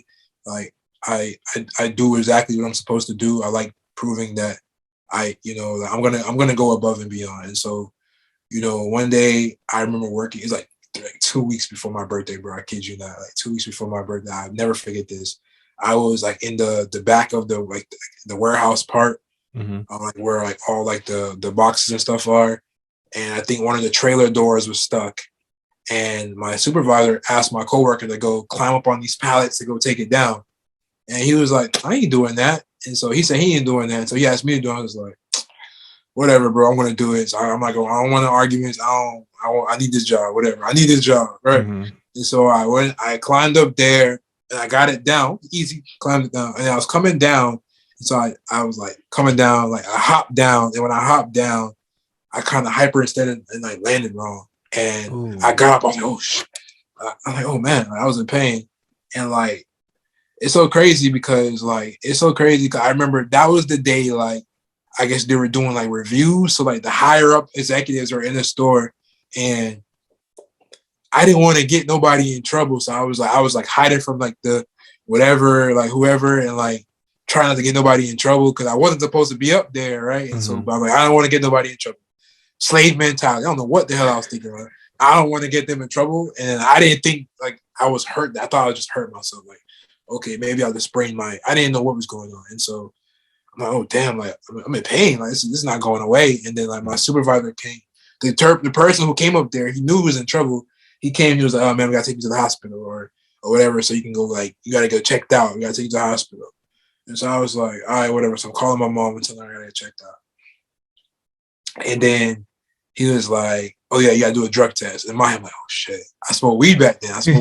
I still do, but right. I smoked a lot of weed and you're not supposed to I'm gonna do a drug test. I'm like, oh damn, I can't. I wasn't smoking. I didn't smoke before then, but in my head, I'm like, damn, like he gonna try to use that against me if I fail this drug test. Mm-hmm. I'm like, damn, you know what I'm saying? And you know, I was trying to do everything not to do this drug test. And I remember getting to the hospital and, you know, I was just being nice. My personality, I was just being nice, man. And, you know, I was talking to the nurse or the doctors, one of the doctors. They were trying to make me do a blood test. I'm like, hold on, it's just a urine test. And so I did the urine test. And so it came back and she was like, hey, I just want to let you know you failed the test. she came to me very, very seriously calm. She like, you failed the test, but you know, you're a good person. I can see that in you. You're a really good kid. You're a very smart kid. You're very polite. There's something about you, right? And she was like, she ripped it up. She was like, I'm not going to give this to them. I'm going to tell them that we weren't able to do it. You find out whatever you got to do to get that shit out your system, right. and you take it whenever you can. And so, but I'm not going to do that to you. Mm-hmm. And so, one, I learned two important lessons. I learned that these drivers don't care about you. They're going to try to save their behind. Also, I won a settlement with them. I got Walmart for $25,000 at the age of 20. It wasn't a lot, but right. To me, it was a lot of money at that young age, whatever, right? But I learned like these drivers don't care about you. They're gonna do whatever they can do to protect their bottom line, right? You're just a number. Not every job, but most of these jobs, you're just a number. You're just an employee to them, you know. So I learned that from a young age. People are gonna do whatever it takes to protect themselves, right? That guy did everything to protect himself. He was like, oh, instead of me saying like I told this poor kid to go up there and now he's hurt, that's on me. Instead of that, you want to make sure that you protect yourself by, oh, he must have been on drugs or whatever the case may be. Like, serious? You know, yeah, you know what I'm saying? So like, yeah. So that's what it was. And so I learned that, but then I learned that there are good people out there. Cause that lady, that doctor, I spoke to her maybe for like a couple of times within like an hour time span. For her to say like, yo, you're a good person. I know there's something about you. And she ripped it up. She was like, I'm not here to get you in trouble and so you could lose your job. Like she ripped that up and like she ripped it up. And then eventually when I did go to like, I took the drug test again at their outpatient, like, you know, like whatever facilities, I passed the test. You know what I'm saying? Like, right. The doctor, they prescribed me Vicodin for my knee. It was a painkiller. Mm-hmm. And so I kind of detoxed. Like I drank a lot of water, whatever the case may be, flushed out my system, whatever the case may be. I stopped smoking for like a week or whatever the case may be. I drank a lot of water. And so when I did to take the drug test again, all they found in my system was the Vicodin that was prescribed by the hospital. Mm-hmm. So I guess that THC, whatever was in my system, was so low, or it wasn't there anymore, but all they found was the prescriptions I got from the hospital. And so, like, I learned, like, yo, it pays to be a good person. And what other people mean for, like, your destruction is going to ultimately be for your benefit if you allow it to be, right? So that same job that I bust my behind for not getting paid, you know what I'm saying? I was working there. They didn't care about it. I still have to work there even after I got injured. I was supposed to get therapy for 6 months. They cut it to 6 weeks. Don't make no sense. I found out I tore my ACL and I tore my meniscus. I have no meniscus. I have no ACL. And my ACL is repaired now, technically, but I have no meniscus. So it's bone on bone. So that's something I have to live with for the rest of my life from a decision that I did when I was 20 years old. You know what I'm saying? Because I was like, I had to prove myself to this job. Like, oh, you asked me to do something, I'm going to go above and beyond and go and do it. And end up hurting myself. Didn't even care about me. Right? And so I learned that, yo, you got to put yourself first. You got to care about yourself. You got to care about yourself more than anybody else in this world. You want to prove everything to everybody else?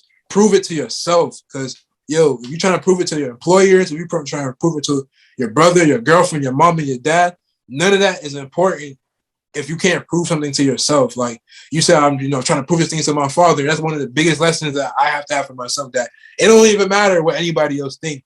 That you can't seek validation from nobody, bro. Right. Not from nobody, unless you validate yourself. And so me trying to validate that, I can do anything. Like, I'm not scared to be up here. That's something that I have to live with for the rest of my life. I still have discomfort. You know what I'm saying? That 20,000 after paying my lawyers, that 5,000, that 20,000, that was long and gone. You know what I'm saying? But the lessons that came from that is still here. And so, yeah, man, that's what I learned. Jeez, because it brings up so many questions, but sometimes I get you, man. If you can ask a question, whatever question you have to ask, you can ask. Because it was one. I came across this article early in the morning. I don't have it right now because I got to look it up, because you brought it up, because I was going to post about it, but I decided not to. But what it was talking about, that leadership shift now, which is becoming more, they call it servant leadership.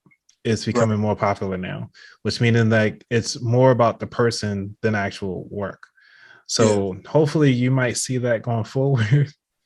Absolutely. And also, I mean, is that going to change your leadership when you start bringing on employees and everything? Oh, absolutely, bro. It's changed me now. You know what I'm saying? Like even the way I deal with people, the way I deal with myself, like you have to care about people. Your business is not gonna sustain or grow if you don't really truly care about people. Because everybody be like, oh, they don't like jobs, and like I don't like jobs, but somebody has to do it. I'm the type of person, I don't care about I don't care. I'll do whatever it takes to be successful. I get my hands dirty. It don't matter. You know what I'm saying? I'll do. Like, you can't lead unless you're in the field, in a sense, or you've done that. People want to tell you to do something they don't want to do. That person, like that, he was a heavy set man. He was heavier than me. He wasn't getting up there to go climb up there. You know what I'm saying? So he told me to do something that he didn't want to do. Right. So it's just like, for me personally, I'm not gonna tell someone to do anything that I personally would not do, or something that is immorally, or so something that I wouldn't do myself. And I think that's one of the biggest lessons that I learned. Like, for one, don't tell somebody to do something that I haven't done before, or that I'm not willing to do myself, or I feel like it's beneath me.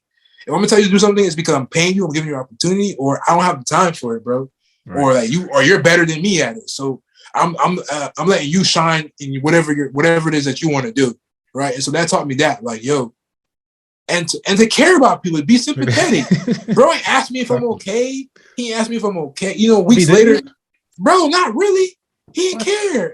It's so crazy because I'm Jamaican. It was a Jamaican guy, bro. And it hurt me that much. I'm like, this man was kissing behind, and then even after that, he couldn't even look me in my eye, bro. Like, when I was back at work, he couldn't even look me in my eye. He couldn't even ask me how I'm feeling. Wow. It disgusts me, bro. Like, like that job, like, it taught me so much about certain people, especially people in these leadership roles that they're not even qualified to lead.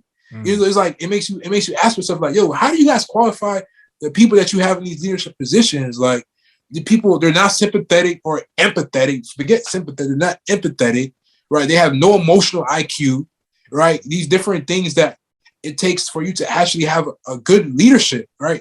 Because your business is not going to sustain itself. That's why people who work for Walmart, a lot of them, like, especially if they work for them, like a lot of the older people, they have loyalty for whatever the case may be. When I was working there, there's people that was working there for 10, 14, 20 years. Wow. I said, how the hell you do that? Like, Walmart? Hey, how much you get paid? Like, I see how much I get paid. I see what the raises look like. I can't imagine how much you get paid. And you've been here 20 years. Right.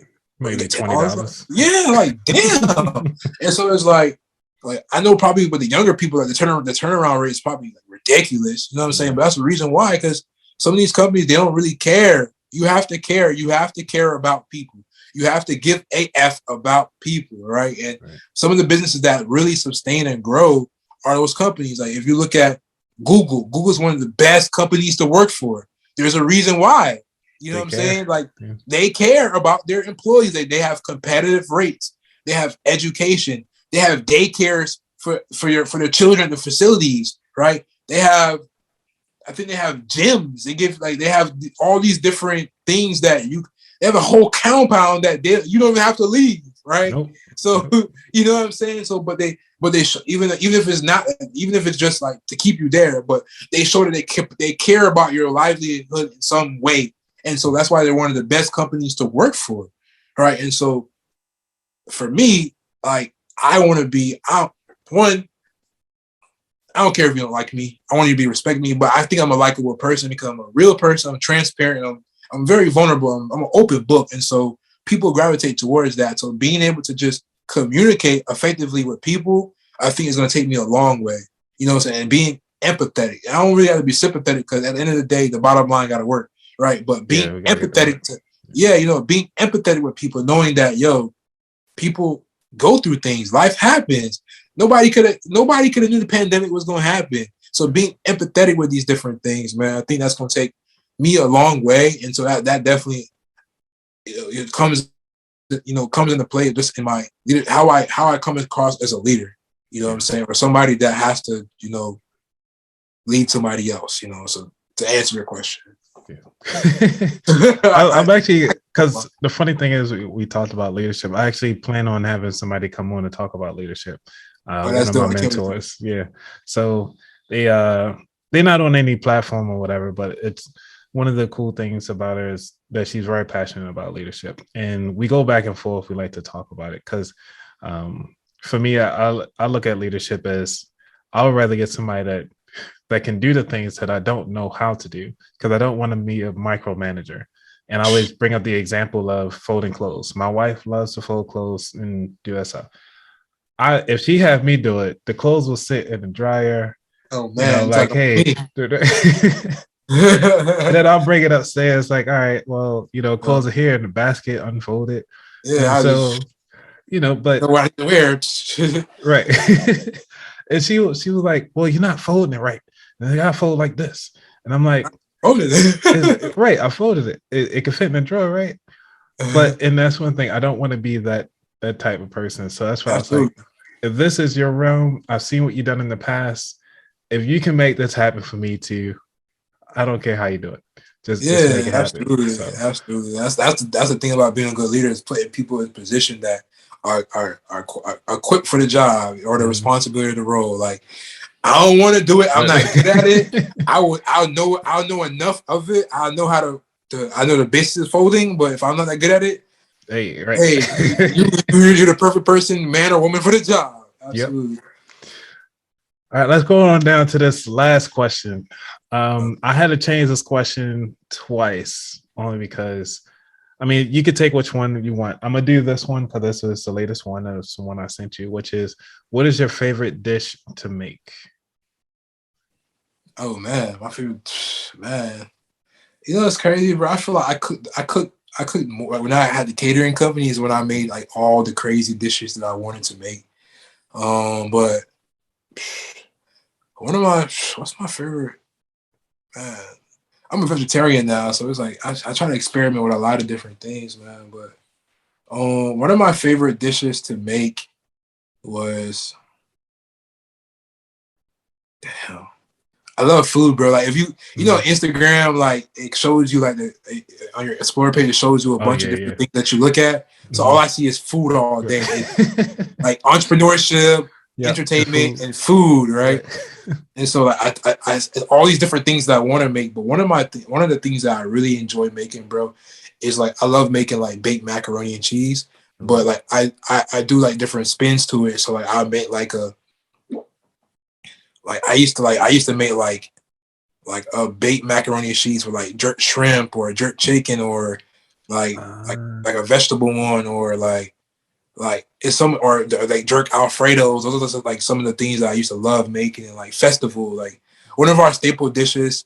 I'm not sure if you're familiar with like Jamaican cuisine, but one of our favorite dishes that I used to love making was like a jerk Alfredo, whatever the protein was, with like festival. Festival is like a fried doughy dish made from like cornmeal and like it's vanilla and cinnamon and these different things. It's like really, it's like a sweet. It's really good, man. But those are some of the I like making, like Caribbean infused food, I should say. Nice. I'm gonna have to get a picture of that and show that for everybody to see. Absolutely, man. Absolutely, bro. Yeah, definitely gotta put that up. Absolutely. Where are you from? Where are you from? Are you American or do you have any other? No, I'm from Baltimore. Baltimore. Okay, cool. I had one of my brothers was from Baltimore or Maryland. Yeah. Yeah. So everybody can't figure out where I'm from, but as from there, it's A lot of people, seafood. I'm allergic to shellfish. I used to eat a lot. I used to have a lot of crabs and everything like that when I was younger, but not anymore. I can't handle it. So, Oh man, I'm sorry, man. yeah, but everything else I can have, like fish and everything else. So Okay. Yeah, cool. All right. So where can people actually find you on the internet? You can find me on Instagram. You can find me on Twitter. Instagram is IamJR.Lee. IamJR.Lee. There's a dot because there's a guy out there who has IamJR Lee. He had it before me, before I started branding myself with that. And he don't really post as much as I do, so I'm gonna have to get it off of him, man. But so I think he's a preacher or something, man. But that's pretty cool. But Twitter, IamJR Lee. You can check out my website, www.imjrlee.com. If you want to see me on Spotify or on my Spotify or YouTube or Apple Podcasts, it's the Fly on the Wall Show. The Fly on the Wall Show. YouTube is the FOTW Fly on the Wall Show on my YouTube. So, I am JR Lee in the Fly on the Wall Show. You can find me on any of those outlets. All right. Well, thank you so much, JR, for being on the show, because this has been such an impactful episode, I'm sure, for everybody. And there's so many super nuggets in here that anybody can pull from either starting a business, to write their own ebook, to go down and get started now, because the holidays are coming right around the corner. Even if they're not even if they're not around the corner by the time you listen to this episode, but it's like, it's so many things that everybody can actually get something from your story. So I want to thank you again so much for being on the show. Again, my name is Anthony and I'm your host. Thank you, everybody. Y'all be out there and be safe. Later. Thank you so much, man.